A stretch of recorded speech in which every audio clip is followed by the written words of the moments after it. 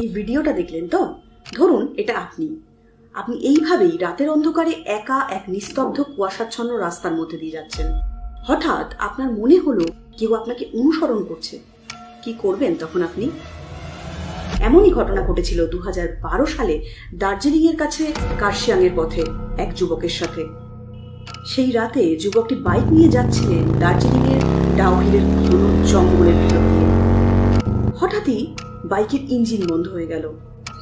চারপাশে যেন অস্বাভাবিক নীরবতা। শুধু শোনা যাচ্ছিল শুকনো পাতার উপরে কারো পায়ের শব্দ। কেউ যেন ধীরে ধীরে তার দিকে ক্রমশ এগিয়ে আসছে। যুবকটি পিছনে ফিরে তাকাতেই তার শিরদাঁড়া বেয়ে ঠান্ডা এক স্রোত বয়ে যায়।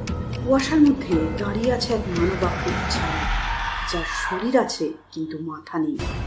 সে যেন তার দিকে এক দৃষ্টিতে তাকিয়ে আছে, অথচ তার কিন্তু চোখ নেই। ভয়ে তিনি চোখ বন্ধ করে ঠাকুরের নাম জপতে শুরু করেন। হঠাৎই তার ইঞ্জিন স্টার্ট হয়ে যায়, আর তিনি যত তাড়াতাড়ি সম্ভব সেখান থেকে পালান। সেদিন সেখান থেকে তিনি বেঁচে বেরিয়ে গেলেও আজও সেই রাতের ভয়ঙ্কর দৃশ্য তাকে তাড়া করতে থাকে। সেই রাতের পর থেকে তার মনে হয় কেউ যেন সবসময় তার পেছনে হাঁটছে।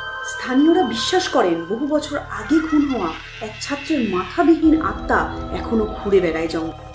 এটা কি যুবকটির নিছকই ভ্রম, নাকি এই ঘটনা সত্যিই ঘটেছিল সেই রাতে তার সাথে? কিন্তু একটা জিনিস নিশ্চিত, ডাউহিলের পথে রাতের অন্ধকারে একা গাড়ি নিয়ে যাওয়া কিন্তু একদমই নিরাপদ নয়।